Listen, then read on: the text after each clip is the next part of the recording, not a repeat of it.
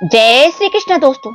आज के हमारे इस वीडियो में मैं आपके लिए अजा एकादशी की व्रत कथा लेकर आई हूँ। अगर आपको ये कथा पसंद आए तो नीचे कमेंट बॉक्स में जय श्री कृष्ण अवश्य लिखें। तो आइए सुनते हैं अजा एकादशी की कहानी। एक समय की बात है, कुंती पुत्र युधिष्ठिर ने श्री कृष्ण से पूछा, हे भगवान, भादव मास की कृष्ण पक्ष में कौन सी एकादशी आती है? वह इस व्रत का क्या महात्म्य है? कृपया करके आप मुझे विस्तार पूर्वक बताएं।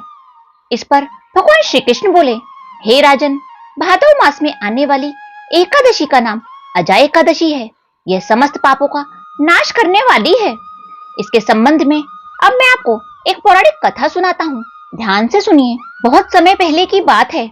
एक बहुत ही दानी और सत्यवादी राजा हरिश्चंद्र हुआ करते थे। राजा हरिश्चंद्र इतने प्रसिद्ध सत्यवादी और धर्मात्मा थे कि उनकी कीर्ति से देवों के राजा इंद्र को भी ईर्ष्या होने लगी। इंद्र ने महर्षि विश्वामित्र को हरिश्चंद्र की परीक्षा लेने के लिए उकसा दिया। इंद्रदेव के कहने से महर्षि विश्वामित्र जी ने राजा हरिश्चंद्र को योग बल से एक ऐसा सपना दिखाया कि राजा ने स्वप्न में ही ऋषि को अपना सब कुछ दान कर दिया।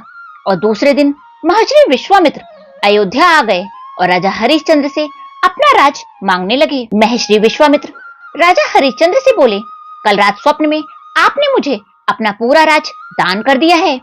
स्वप्न में किए हुए दान को भी राजा ने स्वीकार कर लिया और विश्वामित्र जी को अपना सारा राज दे दिया।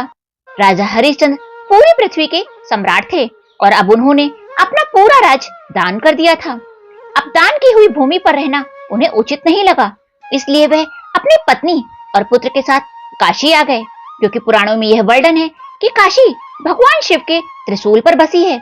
अतः वह पृथ्वी पर होने के बावजूद भी पृथ्वी से अलग मानी जाती है। जब अयोध्या छोड़कर राजा हरिश्चंद्र जाने लगे, तब विश्वामित्र जी ने कहा, जब तप और दान ये सब बिना दक्षिणा के सफल नहीं माने जाते।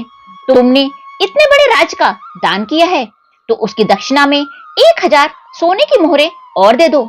राजा हरिश्चंद्र के पास अब कुछ भी नहीं था।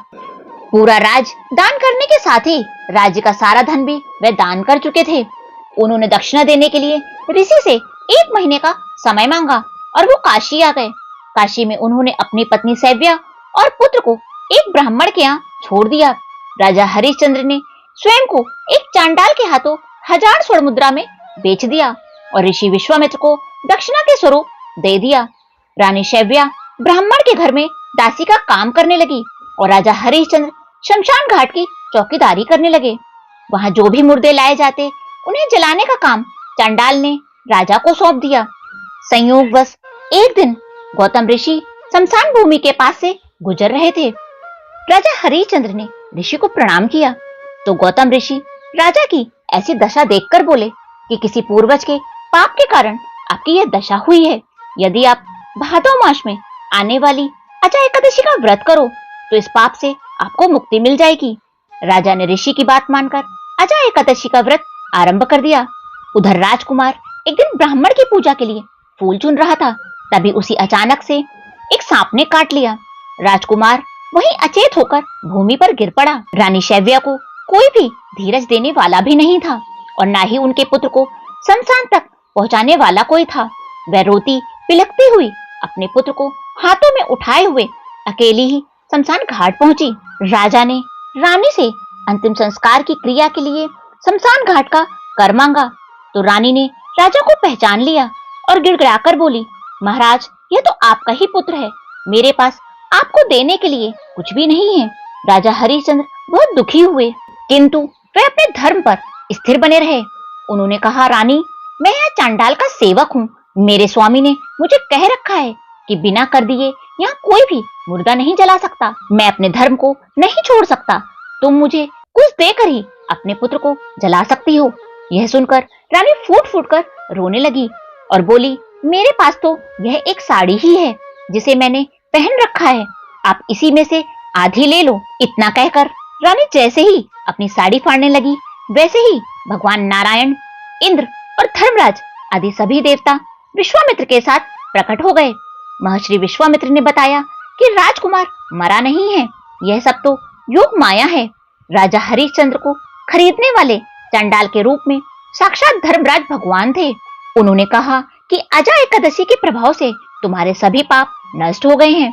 सत्य के प्रभाव से राजा हरिश्चंद्र रानी सैव्या के साथ विष्णु लोक को गए और महर्षि विश्वामित्र ने राजकुमार को अयोध्या का राजा बना दिया।